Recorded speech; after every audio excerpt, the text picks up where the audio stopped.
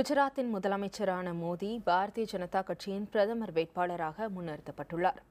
நாடு முழுவதும் மோடி அலை வீசுவதாக பாரதிய ஜனதா கட்சியினரும், மோடி அலை எதுவும் இல்லை என்று காங்கிரஸ் கட்சியினரும் பரப்புரைகளில் கூறி வருகின்றனர். இந்த பரப்புரைகளின் மையப்புள்ளியான நரேந்திர மோடியை இப்போது நமது நட்சத்திர வேட்பாளர் பகுதியில் பார்க்கலாம்.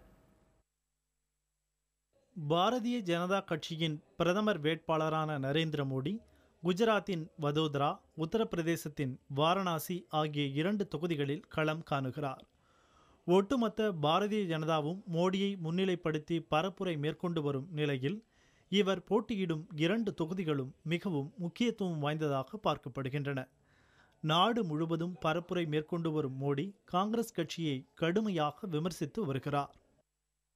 आज पूरे देश में ये आंधी सुनामी बन चुकी है.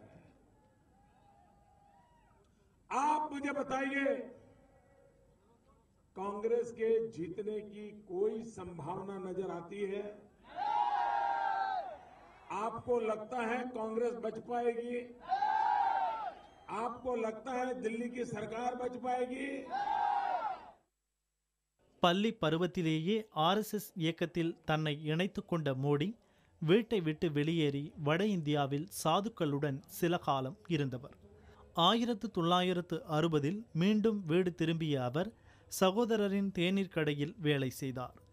எளிய குடும்பத்திலிருந்து வந்த நரேந்திர மோடி 1988 பாரதிய ஜனதா கட்சியின் குஜராத் மாநில பொதுச் செயலாளர் ஆனார். இதன் பின் படிப்படியாக அரசியலில் செல்வாக்கடைந்த அவர் குஜராத் மாநில சட்டப்பேரவை தேர்தலில் தொடர் வெற்றிகளை பெற்று தற்போது 4வது முறையாக முதலமைச்சர் பொறுப்பு வகிக்கிறார். கடந்த ஆண்டு மார்ச் மாதம் பாரதிய ஜனதா கட்சியின் ஆட்சி மன்ற குழு உறுப்பினரான மோடிக்கு கடந்த ஜூனில் பரப்புரை குழுவின் தலைவர் பொறுப்பு வழங்கப்பட்டது. பின்னர் அவர் பிரதமர் வேட்பாளராக அறிவிக்கப்பட்டார். 4 முறை முதலமைச்சர், குஜராத்தின் வளர்ச்சி ஆகியவை மோடிக்கு கூடுதல் பலமாக பார்க்கப்பட்டாலும் 2002 நடைபெற்ற குஜராத் கலவரம் போன்றவை பலவீனமாக பார்க்கப்படுகின்றன. இதனை முன்னிலைப்படுத்தி காங்கிரஸ் உள்ளிட்ட கட்சிகள் பரப்புரை மேற்கொண்டு வருகின்றன. மோடிக்கு சவாலாக வாரணாசியில் போட்டியிடுகிறார் ஆம் ஆத்மியின் அரவிந்த் கெஜ்ரிவால். டெல்லியில் முதலமைச்சர் பதவியில் இருந்த ஷீலா தீக்ஷித்தை தோற்கடித்த அவர் வாரணாசியில் வாகை சூடுவாரா என்ற எதிர்பார்ப்பு எழுந்திருக்கிறது. ஆனால் ஆட்சியை விட்டு விலக்கியது, பொது இடங்களில் தாக்கப்படுவது போன்றவை கெஜ்ரிவாலுக்கு பின்னடைவை ஏற்படுத்தியுள்ளன.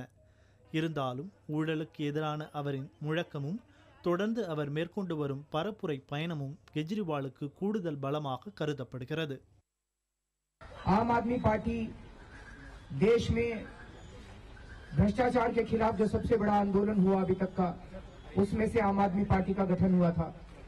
जन लोकपाल बिल के लिए हुआ था, भ्रष्टाचार के खिलाफ हुआ था. देश एक भ्रष्टाचार मुक्त भारत का सपना लेके हुआ था. तो भ्रष्टाचार मुक्त भारत का सपना पूरा करना आम आदमी पार्टी का सबसे बड़ा लक्ष्य है. கெஜ்ரிவாலை தவிர்த்து வாரணாசியில் நரேந்திர மோடியை எதிர்த்து காங்கிரஸ் சார்பில் அஜய் ராய் போட்டியிடுகிறார். கம்லா என்ற திருநங்கையும் மோடிக்கு எதிராக போட்டியிடப் போவதாக அறிவித்துள்ளார். வதோதராவில் மோடிக்கு எதிராக ராகுலின் நண்பரும் காங்கிரஸ் பொதுச் செயலாளருமான மதுசூதனன் மிஸ்திரி போட்டியிடுகிறார். புதிய தலைமுறைக்காக கனிவளவன்.